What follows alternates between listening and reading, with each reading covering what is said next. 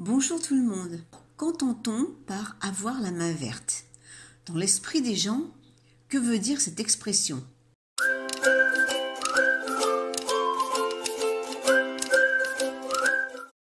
Pour beaucoup, avoir la main verte est la capacité de cultiver, faire pousser et conserver dans le temps des végétaux, que ce soit à l'extérieur ou à l'intérieur. Arriver à maintenir en bonne santé des plantes. Alors, la réussite d'une culture dépend-elle uniquement d'un savoir ou d'une compétence? Prenons l'exemple d'une culture d'une plante verte dans une maison. Pourquoi la même plante se porte bien chez une personne A alors qu'elle dépérit chez une personne B? En général, on va me répondre « Oh, mais la personne B n'a pas la main verte ».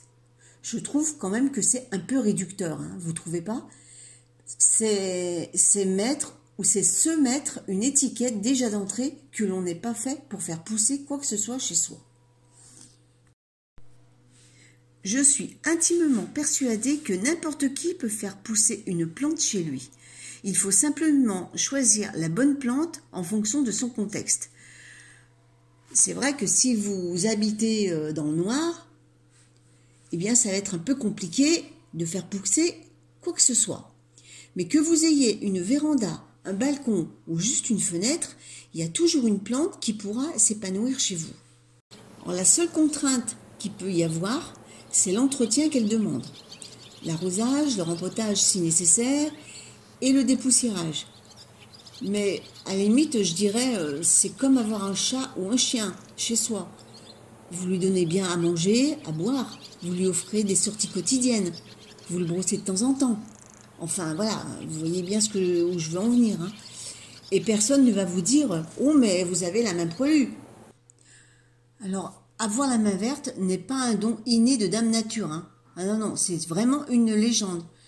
Chacun peut parvenir à avoir les doigts verts s'il s'intéresse aux plantes, s'il apprend à les cultiver, à les soigner, s'il les aime, s'il est passionné. Bon, il faut être patient et humble dans les échecs, et qui peut arriver à tout le monde, hein, mais c'est par les échecs qu'on apprend beaucoup. Et en fait, hein, le jardinage, hein, que ce soit le jardinage intérieur ou extérieur, c'est un peu l'école de la vie. Une plante est un organisme vivant qui a des besoins primaires pour vivre. Une fois qu'elle les a, elle pousse. Après, je peux comprendre hein, que vous n'ayez pas envie d'entretenir une plante verte chez vous, que ça prend de la place, que si vous partez en vacances, comment vous allez gérer ça? Bon, je peux très bien le comprendre, hein, mais ne dites pas que vous n'êtes pas capable de faire pousser une plante, c'est pas vrai. Il y a forcément une plante qui est adaptée à votre contexte. Et c'est pareil pour l'extérieur. Le potager, le jardin d'ornement, il y a des plantes qui ne se plairont jamais chez vous, alors que chez votre voisin, elles pousseront admirablement. Alors, pour vous donner un exemple, on avait à 2 reprises acheté une herbe de la pampa. Vous savez, ces espèces d'herbacées qui font des grands plumeaux blancs. Alors, chez ma belle-sœur, elle en a un qui est magnifique. On en a acheté à 2 reprises. Aucune n'a tenu. Elle n'a même pas fait 1 an. Donc là, c'est pas avoir la main verte ou que sais-je. C'est qu'il y a une histoire de sol, une histoire d'exposition. Voilà. Donc si une plante ne se plaît pas chez vous, eh bien, ça sert à rien, vous passez à autre chose, quoi. Alors, je vais rester sur les plantes vertes. Pour celles qui voudraient, ou ceux qui voudraient se lancer là-dedans, j'ai un conseil à vous donner. Commencez déjà par des plantes qui sont faciles, qui acceptent les erreurs d'arrosage, qui acceptent